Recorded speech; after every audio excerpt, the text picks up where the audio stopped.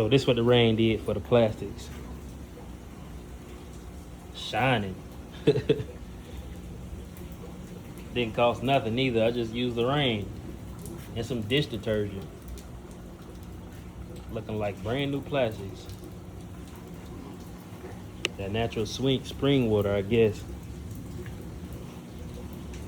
Y'all stay tuned. More videos coming soon. More content coming soon.